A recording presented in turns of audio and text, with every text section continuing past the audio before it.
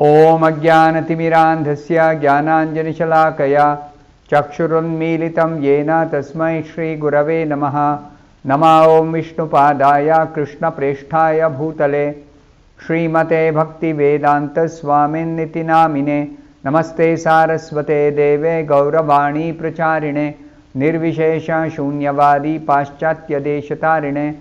Jaya Shri Krishna Chaitanya Prabhu Nityananda Shri Advaita Gadadhara Srivasadi Gaura Bhakta Vrinda. Hare Krishna Krishna Krishna Hare Hare Hare Rama Rama Rama Hare Hare. Om Namo Bhagavate Vasudevaya Narayanam Namaskritya Naram Chaiva Narottamam Devim Saraswatim Vyasam Tato Jayam Mudirayet. In this session, we will be discussing from the 34th verse of the 12th chapter of the first canto of Srimad Bhagavatam. We will be covering this verse in two parts. So, this session will be part 1 of this 34th verse. The verse is as follows: Tena Sambhrita Sambharo Dharmaputro Yudhishthiraha Vajimedhais Tribhir Bhito Yajnai Samayajat Harim.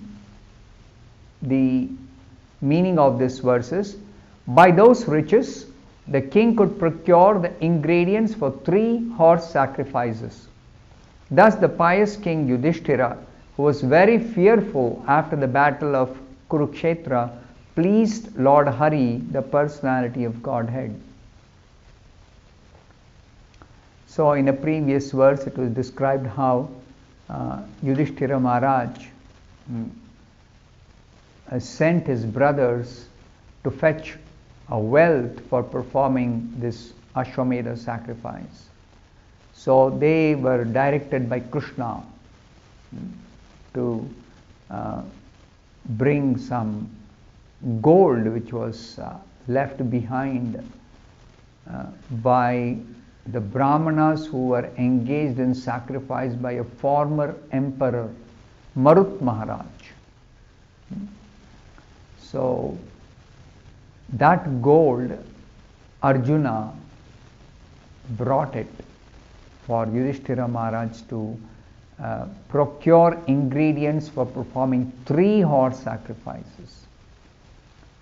So Srila Prabhupada explains elaborately in this purport here that Maharaj Yudhishthira was the ideal and celebrated pious king of the world, and still he was greatly afraid after the execution of the battle of Kurukshetra because of the mass killing in the fight, all of which was done only to install him on the throne.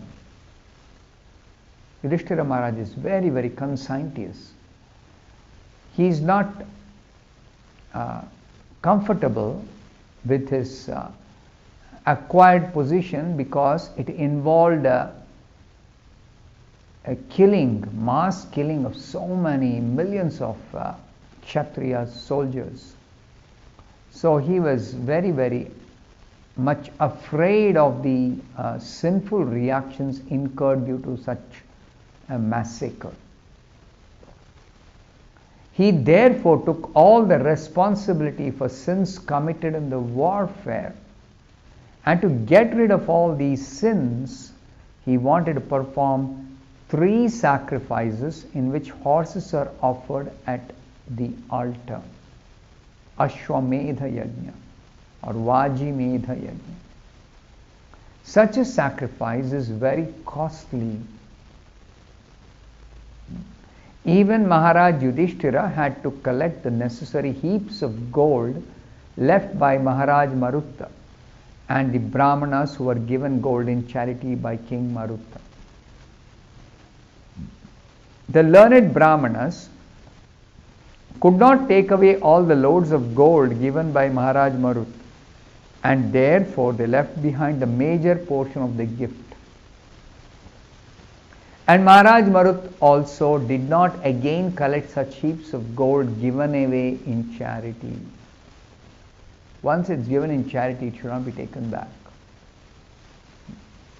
Besides that, All the golden plates and utensils which are used in the sacrifice were also thrown in the dustbins, and all such heaps of gold remained unclaimed property for a long time, till Maharaj Yudhishthira collected them for his own purposes.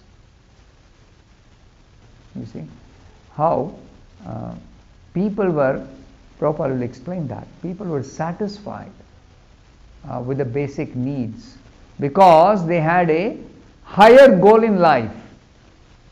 The modern civilization, people are just having some immediate goal of living their life for satisfaction of the senses. But in the former times, as directed by the Vedic scriptures, people had the spiritual aim of life.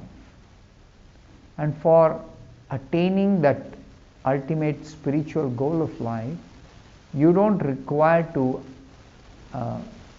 have lot of wealth. Sometimes the wealth is considered an impediment in spiritual progress. Sometimes. Of course, all wealth should be utilized for yajna, for Vishnu, for the Supreme Personality of Godhead. And that's what we will see Yudhishthira Maharaj utilizing this gold which was collected by Arjuna. It was Yudhishthira Maharaj who utilized all that gold for performing 3 horse sacrifices. Lord Sri Krishna advised the brothers of Maharaj Yudhishthira to collect the unclaimed property because it belonged to the king. This is the understanding when the king is ruling a certain tract of land, then that tract of land belongs to the king. The king will also utilize it properly for the welfare of the state, the citizens. So Srila Prabhupada explains here, the more astonishing thing is that no subject of the state also collected such unclaimed gold for industrial enterprise or anything like that. Nowadays people are so busy mining for the sake of developing industry.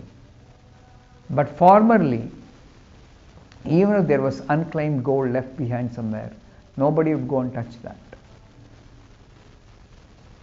How is that people were not attracted to go and fetch or take away such gold? Because they know that something that does not belong to me, if I take it, I am going to incur reactions, sinful reactions, for stealing, for taking away something that is not lawfully mine, something not properly earned by me. I cannot take that.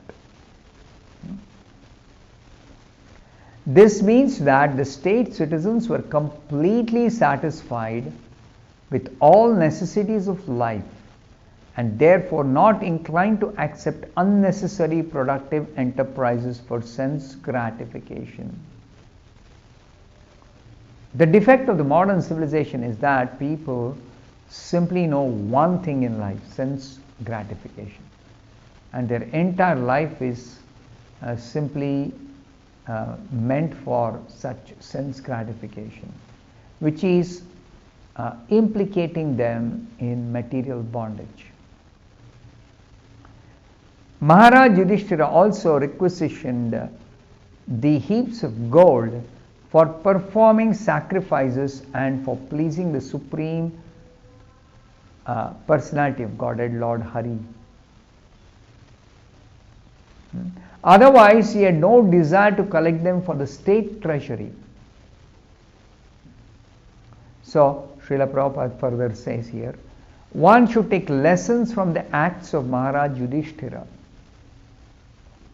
He was afraid of sins committed on the battlefield, and therefore he wanted to satisfy the supreme authority. Yudhishthira Maharaj is very, very pious king. He is son of Dharmaraja, Yamaraj. And he is perfectly aware of all the laws of karma. So, in spite of being pious, in spite of being very conscientious, still he was afraid of sins committed on the battlefield, unintentionally, unknowingly. Knowingly, he will never do it. Intentionally, he will never have an intention of killing anybody unnecessarily. Never. But unknowingly, accidentally, unintentionally, something might have happened in a battle. So he is afraid of that. This indicates that unintentional sins are also committed in our daily occupational discharge of duties. And to counteract even such unintentional crimes, one must perform sacrifices as they are recommended in the revealed scriptures. So Shastra says, if you have committed some sin unintentionally, unknowingly, still you have to perform recommended sacrifices for becoming free from the sinful reactions. The Lord says in Bhagavad Gita, Yajnarthat karmano anyatra lokoyam karma bandhanaha. In the 3rd chapter, 9th verse, Krishna says this. That one must perform sacrifices recommended in the scriptures in order to get rid of commitments of all unauthorized work or even unintentional crimes which we are apt to commit.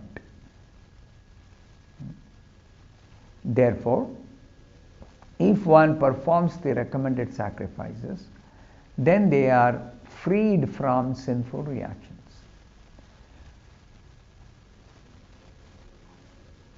And those who do not do so, those who do not perform sacrifice, but work for self-interest or sense gratification, such people have to undergo all tribulations accrued from committed sins.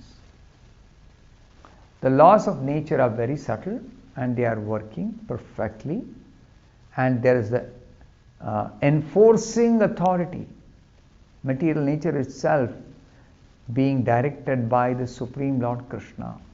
Mayadhyakshena prakritihi suyate sacharacharam. So,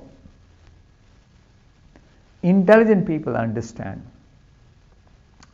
that any person suffering in this world is only because that person has committed sinful activities for which he is suffering the reactions in the form of miseries, troubles, dangers, diseases, and all kinds of any kind of suffering.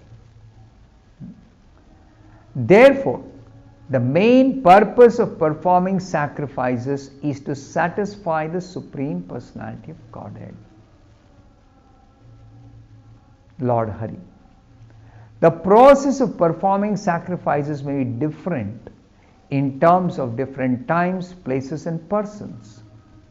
Kala, Desha, and Patra. These are the Sanskrit words. Time, place, and person. But the aim of such sacrifices is one and the same at all times and in all circumstances, namely, satisfaction of the Supreme Lord Hari. Only one aim of performing sacrifice, as given in the scriptures, simply to satisfy the Supreme Personality of Godhead, Lord Hari. That is the way of pious life, and that is the way of peace and prosperity in the world at large. So, by performing sacrifice for the pleasure of the Supreme Lord Hari, we not only are engaged in pious activity, but we are also able to attain peace and prosperity by such performance of sacrifices. So I will stop here. This is not the end of the purport. We'll discuss the purport further in the next session, part 2 of this 34th verse. Thank you very much. Hare Krishna.